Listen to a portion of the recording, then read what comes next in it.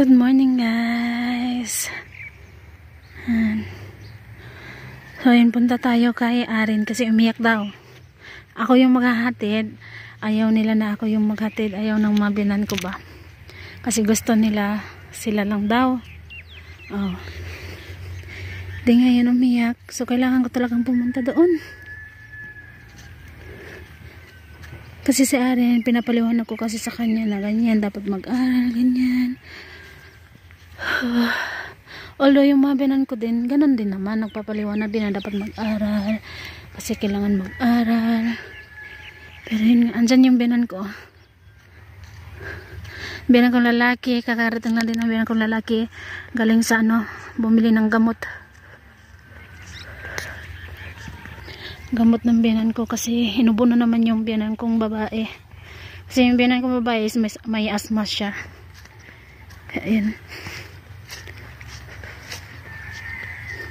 Yung biyanan kong babae yung naghatid. Oh, pagkadating ng biyanan kong lalaki is pumunta siya doon, chinik niya. Eh, yun nga, umiyak. So kailangan kong pumunta doon.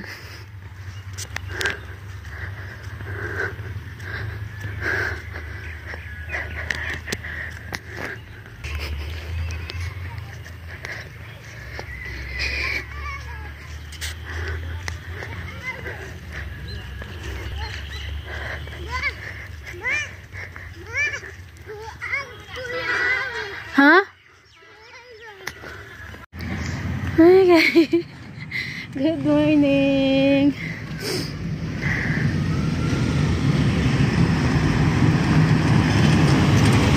Nandito kami sa school ni Arin.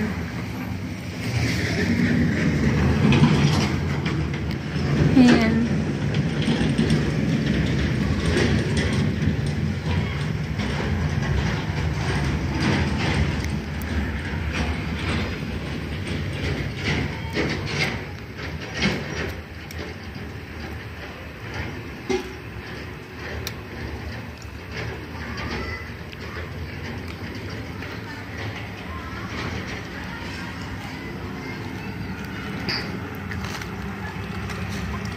Ganito katahimik sa village. School bus. Pag ang school bus naman dito guys, iba-iba yung gulay ng ng bus nila. Ginaiman kasi puti yung school bus nila. May iba yellow. Puti at yellow lang pala. Oo. Ay, hindi, may blue din pala. Oo, may blue. Lakas mo batabo ng na yun ah. Ang lakas mo batabo hanggang nabuksan yung isang pintuan ng sasakyan nila. Wait, asa man G? Putang. Ay, titi. Huh? Titi. What's that? Tae. Tae. Igagaw to sa kumbana. Ayan, dyan naman is ay, wait lang G. Dyan yung bahay ng biyanan kong, ng kapatid ng biyanan kong lalaki.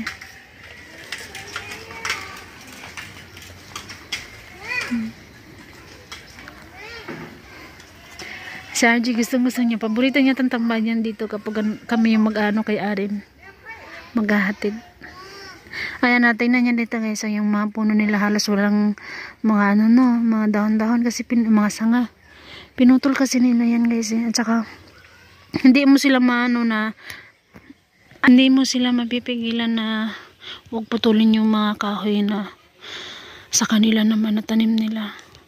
Kasi, talagang puputulin nila yan. Lalo na kapag may alaga silang kambing. Kunwari, may alaga silang kambing. Kailangan talaga nilang putulin yan. Pag wala nang ibang makukunan ng pagkain ng kambing, puputulin talaga nila yan. Minsan, pag wala namang kambing yung nagmamayari ng puno na yun, is binibenta nila. Sa may mga alagang kambing or alagang kalabaw, baka. Ayun. Arji!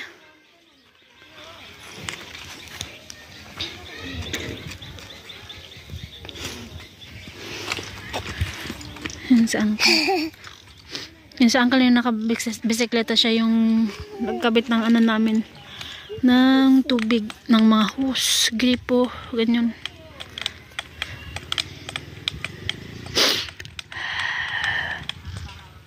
Ang tahimik ng village, no?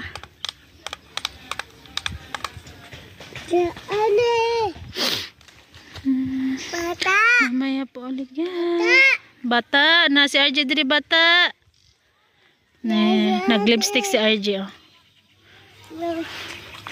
Basta akala nagluluto, habang nagluluto ako kanina, Bata.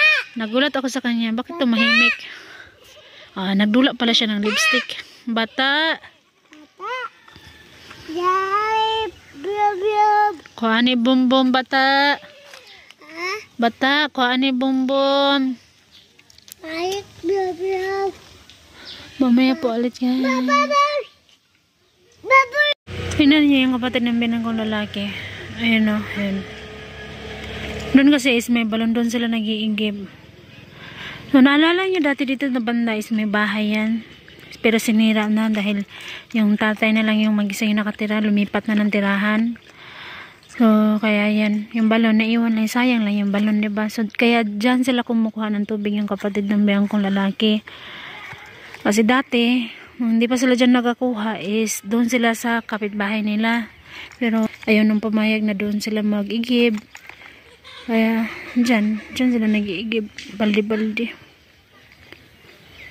Maghakot sila, parang igib baldi ba? Tapos dadali nila doon sa bahay nila. Ayan.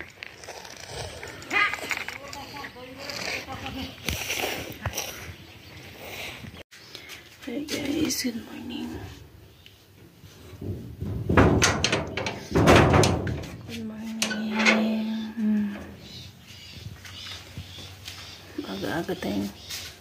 Maaga tayong nagising today.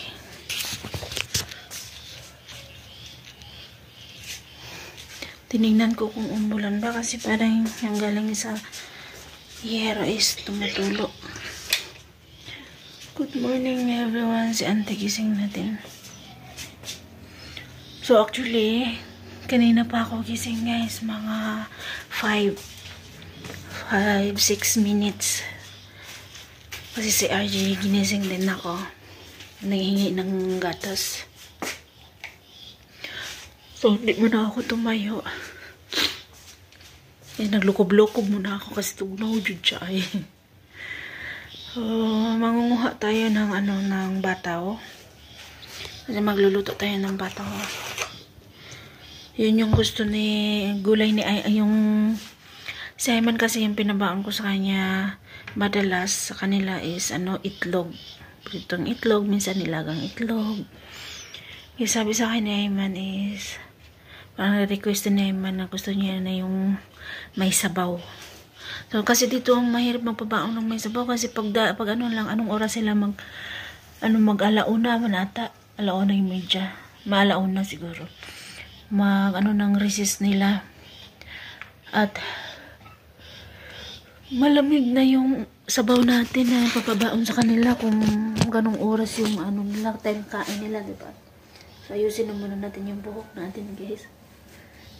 Dalawa na yung gamit ko na pang taas.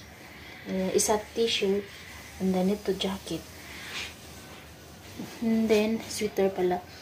Tapos gagamit pa ako ng isa pang jacket. Naligo ako kahapon.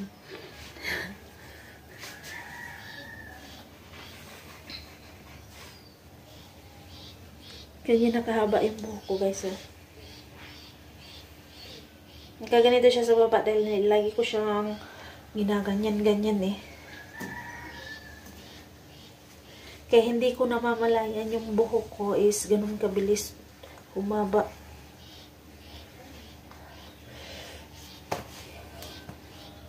Yung aking mahiwagang jacket na pula is nilaban ko kahapon. Kaya yung isa yung gagamitin natin. So, wait lang po.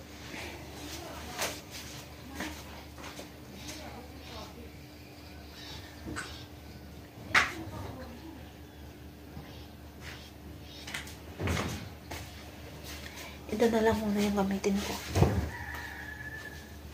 Ito kasi minsan ko lang ito yung ginagamit. Mas gusto ko yung pula kasi pag ito kasi mahaba.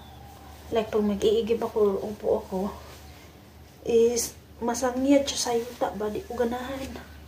Kay, pati nga na lang ka nga, basa ang sa sulod. Kaya mas lumaki tayo talaga tingnan. Yan.